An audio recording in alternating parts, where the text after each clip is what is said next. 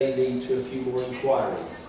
But I'd rather have a few more inquiries than to be giving out the wrong scores, the wrong gymnasts in the finals, and even maybe the wrong medals. And I think that's more important than slowing maybe the competition down. So please share that with your coaches. So e-jury responsibilities, I'm not going to read all of this out, you know what they are. I think the areas to focus on, the introductions, you obviously need to focus on the general deductions, technical and positional, and I'm sure you will do this anyway, but once we've done the draw, please go back and double check the coda points for the general E-part deductions and the apparatus specific deductions that may apply to the apparatus that you're going to be judging. You know that you need to evaluate aesthetic, execution and technical performance aspects of every element. You know the elements need to be performed with perfection and to the perfect end position. And as importantly, you're obligated to deduct twice or more for two distinctly different errors in an element. So I think it's early in the cycle, it's important here at these championships, we set the standard of technical mastery that must be expected. And my challenge today really for you is, as you go through the exercise and the apparatus briefings, the importance of multiple deductions. Many elements have multiple deductions: pommels, lack of extension, rings, multiple angles. And some of you may remember in one of my presentations from the last two cycles, in one element on rings there can be up to 14 different deductions to take. Yeah? We've simplified things since then, however. I want you to be able to differentiate. I want you to be able to use the range. Yes, I do want to see scores in the 9s when we see really good gymnastics, but I don't want scores being clumped together because you're not using the full range. And the TC members will give you a bit more detail about that in their presentation. But just a few examples from the apparatus of what might be multiple deductions. So deductions in the air, deductions on landing.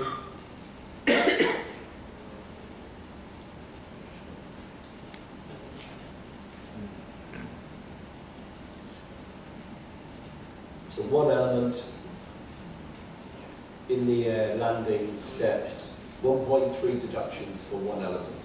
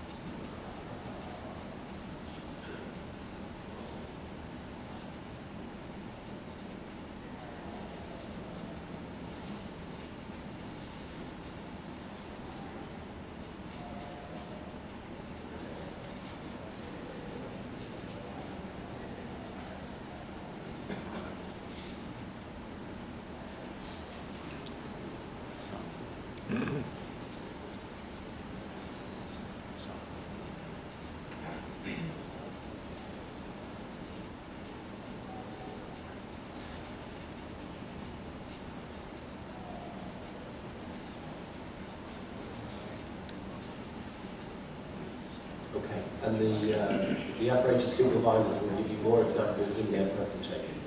I just want to touch briefly on stick bonus. I know it's not part of the e-jury responsibility, but part of our sharing with you the direction we're taking and for you to share with your coaches. I just wanted to give you an update.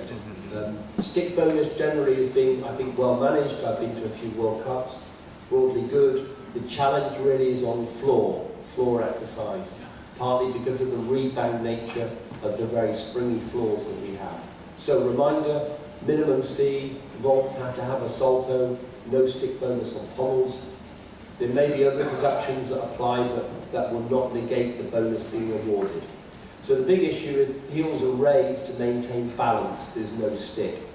The issue is how to define what maintaining balance looks like. And for one of you it may be different from another. So this is part of our ongoing education. In all cases, again, the decision needs to be based on gymnastic sense and in the interest of the sport. So the challenge is, if you give, then you have no option to take away if it's wrong. So the direction that supervisors and D judges have been given is, if in doubt, don't give. The coaches have the option to inquire, ask for a review of the stick bonus for free. So it's not a €300 inquiry. They can ask to have a revision of the stick bonus and, of course, the line deduction. So we're encouraging the judges, the D judges, not to award if it's on the edge. And the issue we have is floor. So here's two examples on floor. One was the double Arabian, good preparation for landing, well prepared. There's a very small heel lift, but he doesn't move his feet. And for me, this is stick bonus. The second photo, very low landing, lack of preparation, and the implication is he's lifted his heels very high in order to maintain balance, and therefore no stick bonus. And a couple of videos, again, these are very marginal, but this is the direction we will be taking. Oh.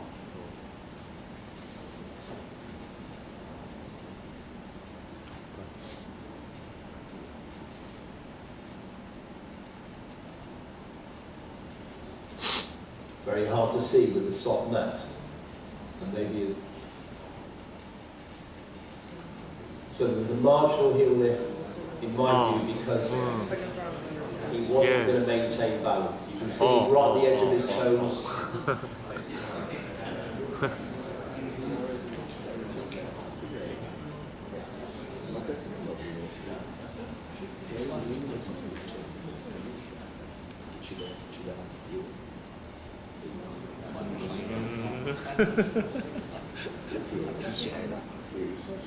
So arm swinging, leaning forward, looks like he would not be able to maintain balance.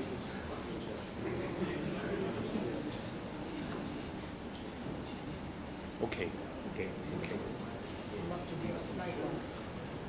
Good preparation. The elasticity of the floor means there is a rebound, but he's in control, happy to stick.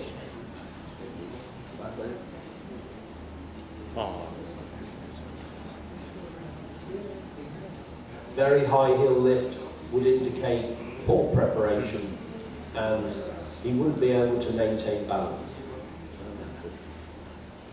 If he was more upright, he'd be able to soak up the absorption from the floor, and he would be able to stick. Okay, I want to briefly talk about artistry. I'm not going to go into a lot of detail. Young Sue will give you more information. Interesting changes we've made to try and develop artistry and harmonious floor exercise. Why did we make the change? Here's one example of why we made the change. I can find probably 100 more. Not the way to start a contemporary floor exercise.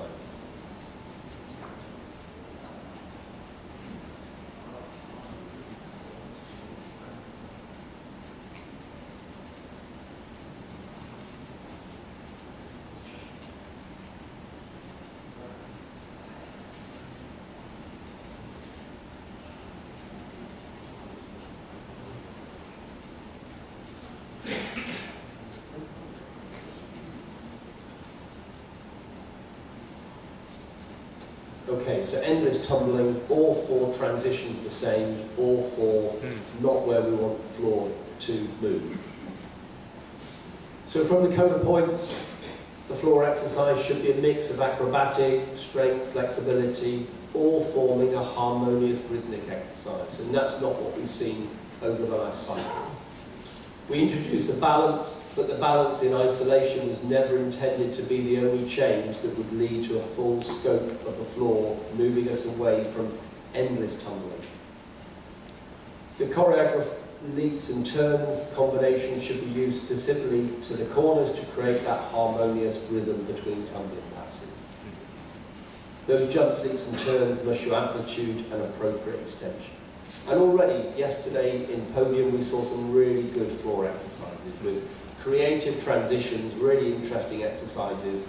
So already the coaches and gymnasts have adapted to this rule. So I think that's a positive way forward. So to jeb analysis, I'm just going to talk briefly about the jeb analysis. So all of you, I hope, have seen the 2028 LA Olympic Judges Qualification.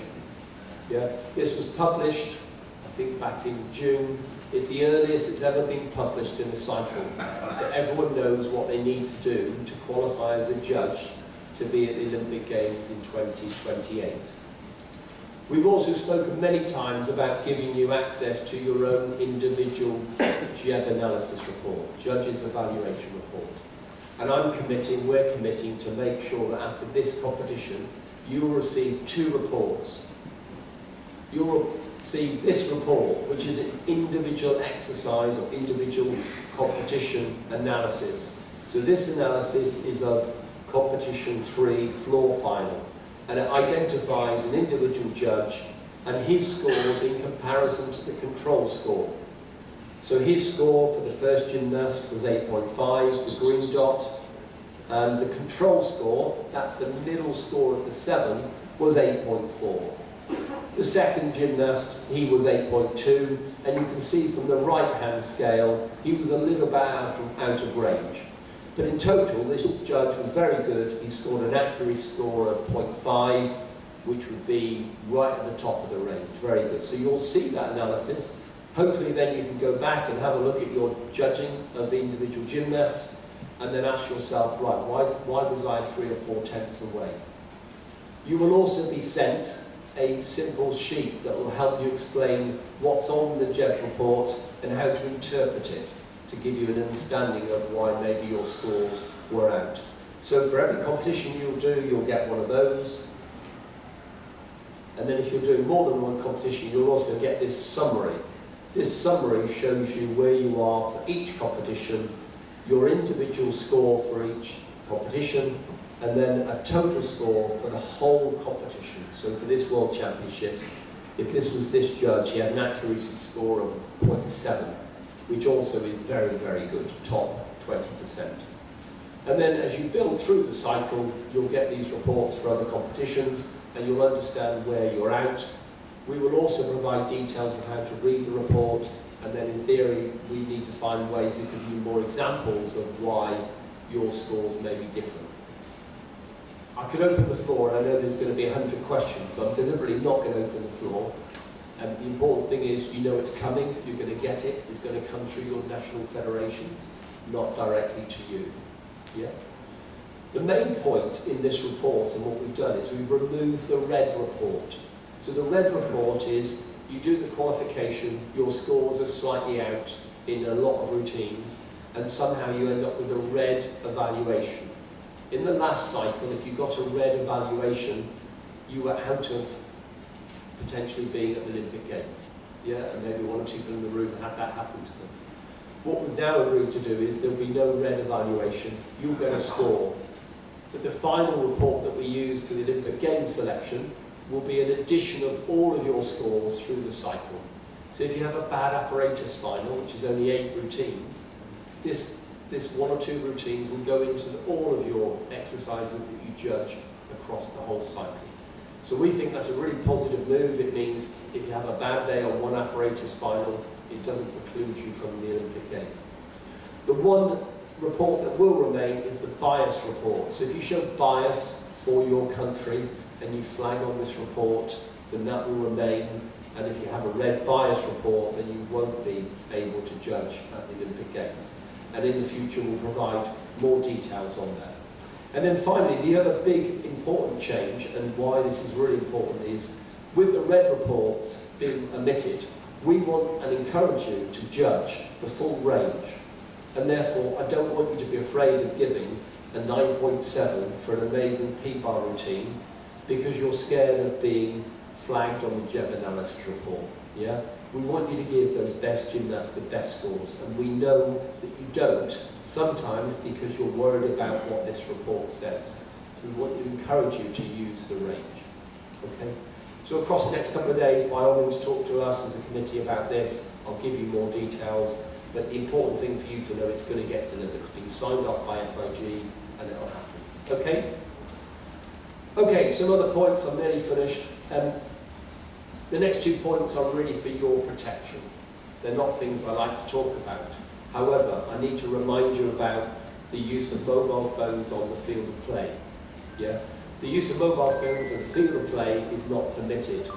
Some of you may or may not know that the Gymnastics Ethics Foundation, which is like our equivalent of CAS, a judge was taken to the court based on using the phone during the field of play.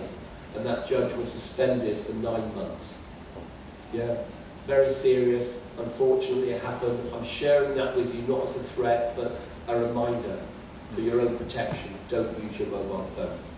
And secondly, accreditation. I know many of you here with your federations, you're close to your federations, but do not break the rules of the accreditation rules. Where you can go and where you can't go. You cannot go into the training hall. You cannot go into the warm-up hall. I am currently investigating an individual who broke the accreditation rules. Yeah, and there may be a sanction. I don't want to have to do that. I don't want to have to spend my time investigating the rules being broken. So please, please follow the accreditation rules. And then finally, just a few other points. The warm-up of the gymnast, again, useful for your coaches. The warm-up will be controlled by a timing device on each apparatus except vault. So you know the P-bar screen that shows 50 seconds counting down? This will be on all the apparatus controlled by, I think, delegated to the D2 judges. So they'll be controlling the warm-up. For you personally, if you have a problem entering the score, let's say you enter 8.0 instead of 2.0, the system will block. The supervisors have the authority with Swiss timing to release the system to allow you to go back and change your score. If you need to leave the arena, please make sure you speak to the supervisors. And then I mentioned the shadow judging test. I think I'll come back to that later. And I've mentioned the round table. So I think there's enough information about the round table. Okay, they're the general points. TC, anything on this? No? Happy? Okay, so we're going to move on now to apparatus briefing. We're going to start with floors. So over to Sue. Thank you very much.